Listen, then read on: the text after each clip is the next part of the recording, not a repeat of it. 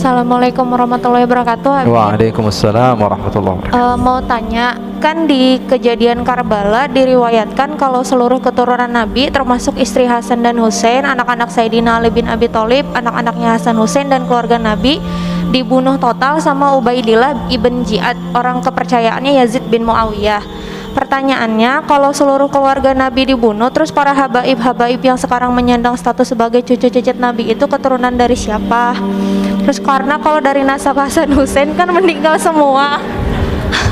Yang bilang meninggal semua siapa? Ada yang ceramah kayak gitu. Mana? Di mana?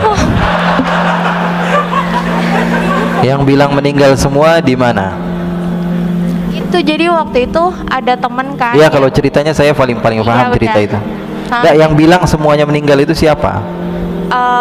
Temen sih, dia kebetulan memang orang Arab juga. Nah terus marganya Bakfen, dia bilang saya nggak percaya kalau keturunan Nabi Muhammad sampai sekarang ada. Di zaman Nabi Muhammad sudah ada orang yang mengatakan bahwa keturunan Nabi Muhammad nggak ada. Nabi Muhammadnya masih ada. Nabi Muhammadnya masih ada. Dia udah bilang bahwa keturunan Nabi Muhammad nggak ada. Dia bilang, wah, Muhammad abtar, Muhammad nggak bakalan punya keturunan. Faham? Lalu Allah Subhanahu wa ta'ala murka kepada orang tersebut, namanya Al-As bin Wa'il As-Sahmi. Lalu Allah katakan, inna syani'aka huwal, yang bilang kamu nggak punya keturunan, dia nggak bakalan punya keturunan. Bilangin sama teman kamu, itu dalil Al-Quran. Baca terus menerus tapi nggak paham. Inna syani'aka. Sekarang gampang aja, saya nggak perlu panjang lebar tentang masalah Karbala. Saya paham dan saya menikmati kisah-kisah itu. Artinya apa? Saya betul-betul suka dengan sejarah dan saya tahu kisahnya. Dan siapa yang selamat, siapa yang nggak selamat. Dibilang semua yang nggak selamat, ya masalah itu ya, apa di dalam sejarahnya ada masalah.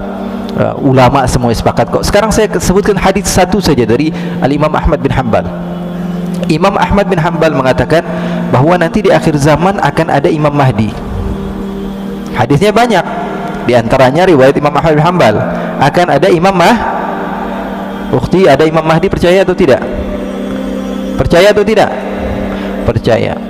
Dan ini harus kita yakini bahwa Imam Mahdi akan ada. Dan di dalam hadis tersebut dikatakan bahwa Imam Mahdi akan muncul dari keturunan saya. Percaya atau tidak? Namanya seperti nama saya, kata Nabi Muhammad. Percaya atau tidak? Dan dia dari keturunan saya. Sekarang kalau di akhir zaman ada keturunan Nabi, terus di zaman sekarang nggak ada keturunan Nabi, munculnya dari mana? Paham atau tidak?